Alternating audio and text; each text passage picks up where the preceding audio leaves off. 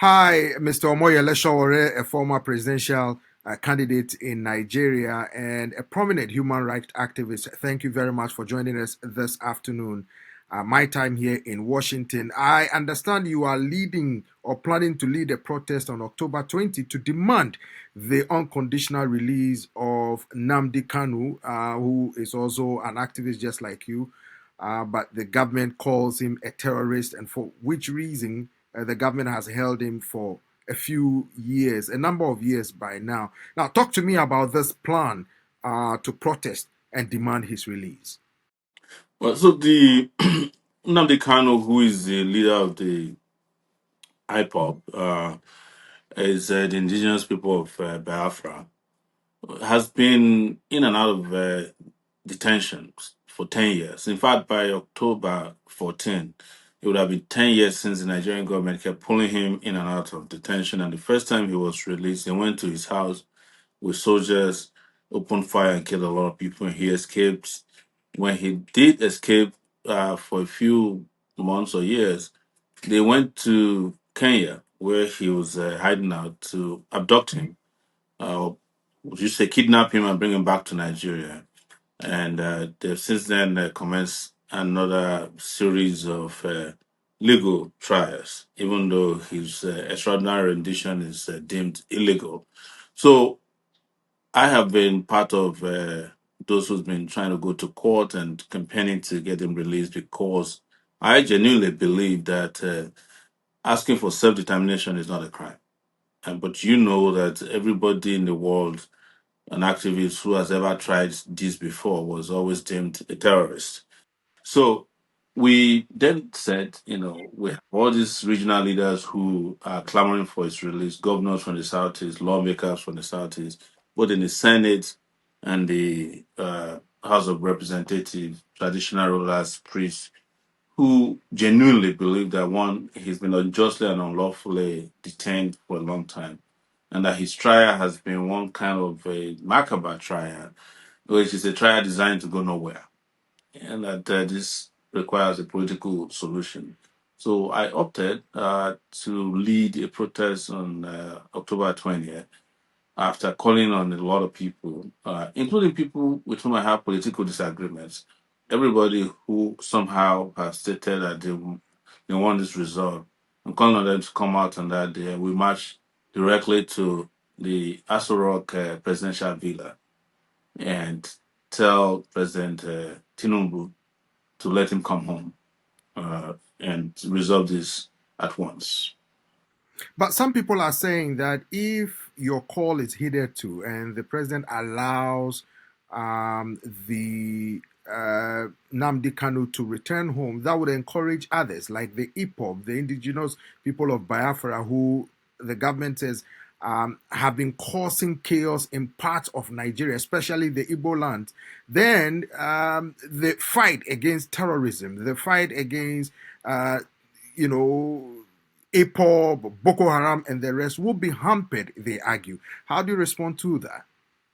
Well, I have been a journalist for a long time, in addition to being a human rights activist, and I've covered a lot of crises in Nigeria, starting in recent history with the Niger Delta militancy, which is well known. A lot of those guys were also described as terrorists, but ultimately, Nigeria had to come to the reality that solving that problem politically was a solution. So one day, they went and put all of them in a presidential jail. They brought them to Abuja. They appealed to them, granted them amnesty. And most of them are some of the richest people in Nigeria today. You talked about Boko Haram. Nigeria has been giving even unqualified support to Boko Haram. When they abducted those girls, you remember how much was sent to them in cash? About $5 million was sent to Boko Haram to release half of the Chibok girls. Till today, the rest have not been released. So many of them have been reintegrated back to society, even recruited into the Nigerian army.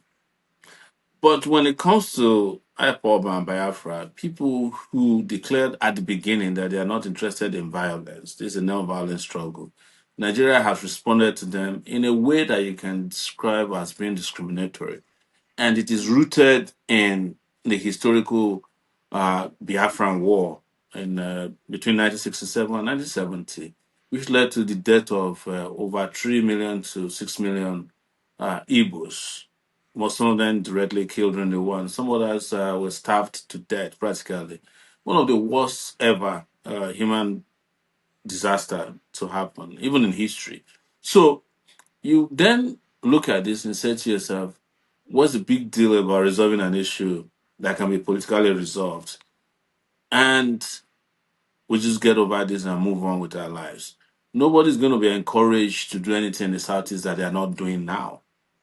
In fact, Nnamdi Kanu himself made a public proposal in the court that if he's released today, he will go back and talk to IPOB to desist from chaos, to desist from violence, because he doesn't believe in violence. He said it in court.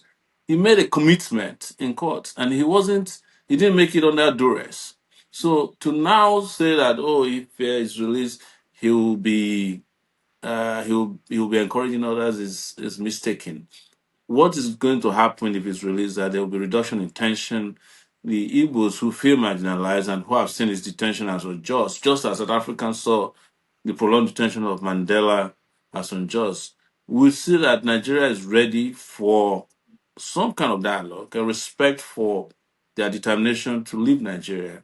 And a dialogue will ensue immediately to discuss so many of these national issues.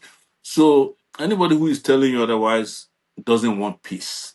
They don't want the chaos to end. And I can tell you that there are a lot of people who are merchants of chaos in Nigeria, particularly within the security services, who don't want any kind of political solution.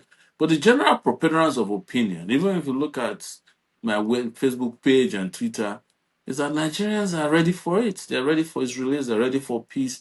People want to move on, but you can't have peace without justice. That Mm. is what Namdi Kanu represents. So let me ask you this, Mr. Shore. Let me ask you this. Uh, you initially mentioned that even people who you disagree with politically, you've made advances and overtures to them to join in this campaign. What has the responses been so far? Well, interestingly, the former president of Nigeria, Abubakar Atiku, has also issued a statement today aligning with my position. He mentioned it specifically, aligning with Showore's decision to march and get this resolved. We've had so many of a lot of people who have aligned publicly.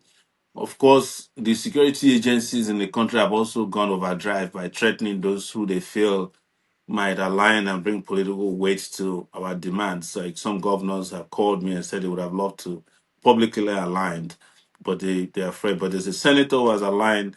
There's some House of Rep members who have aligned, some privately and some publicly.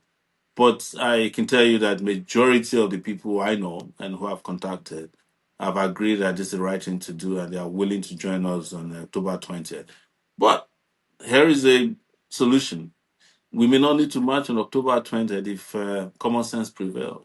So, Shore, let me ask you this question because a lot of Nigerians are saying that you might not be the best apostle, so to speak, to lead this because recently the government, through its security arm, charged you for, they said, abusing the president. They said you accused him of, among other things, horrendous names and which will cause disaffection and perhaps undermine the territorial integrity of Nigeria and by extension soiling the name of the president. And you have refused, they said, to denounce those statements. And people are saying if this is what it is, then your intended objective of trying to call on the president, by extension the government, to release Namdi Kanu might not go anywhere. Your response to that? I'm not calling on the president to release Nnamdi Kanu. I'm not calling on the people of Nigeria to march so that Nnamdi Kanu can be released out of detention. It's not a presidential call. I don't have any private business with the president. With regards to what I said about the president, we're in court over that. And since they have gone to court, we'll resolve that legally. But this is not my first time of getting into those kind of legal issues with the Nigerian government. I think every president that has come to Nigeria since 1990, when I was a freshman in the university, tried to put me in jail. So, except for the time that I was in the US and wasn't coming home. So it's nothing new. Every president, I was charged for treason in 2019, and I was in it for 5 years until they came and withdrew their charges. So nothing new there. But this one has nothing to do with those diversionary charges.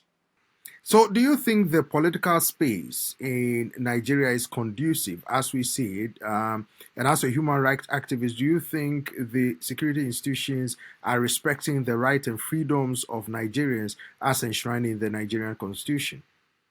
It would be foolhardy for me to say that security agencies in Nigeria are respecting rights and freedom. That would be too far fetched. I'm always in their crosshairs, ensuring that they respect the rights of Nigerians, and I get arrested for it. And it is because they are very used to impunity, and I'm used to resistance or resisting impunity. So the security agencies in Nigeria, you know them, they have a global reputation for violating human rights. If there's a Nobel Prize for it, only Nigeria probably will be getting it regularly on the continent. That is not to reduce what they do in other places to or any level, but here we have more population, so the preponderance of violation of rights is higher in a country that have no respect for human rights and have a huge population. Yeah. So, before you go, Mr. Showore, what would be the message to the people of Nigeria whom you are calling to come out to protest and demand the release of Namdi Kanu? I think they've already responded. We're just going to keep ensuring that we stick to the issues because, as you can imagine, the Nigerian government has deployed all sorts of tactics, strategy. They've deployed even threats. They've deployed some military guys in their WhatsApp group today. That's been sent to me some on Facebook to say, "Oh, you have chosen the day for NSAS. You want to dare us?" And it's a subtle message to say, we'll do to you what we did on NSAS 2020 again. But that's all part of strategies to just keep people scared. At this point, nobody cares about those fear mongering propaganda from the government. We stick to the issues. We are very clear about what we want. Nnamdi Kanu should be released and be allowed to be reunited with his family. And Nigeria should understand that when you have a diverse country, and there are serious issues that has to do with the fundamentals of your country, how the country came together, how the country uh, has so many problems starting from the beginning. You don't solve the problem by wielding the stick all the time. You also don't solve it by giving carrots to people because not everybody eats carrots. You just have to do it by respect. Yes. Thank you very much, Mr. Omoyele Sowore, for speaking with us. We'll continue with this conversation and in your struggle to ensure peace and human rights, the respect of human rights in Nigeria and around West Africa and beyond. Thank you very much.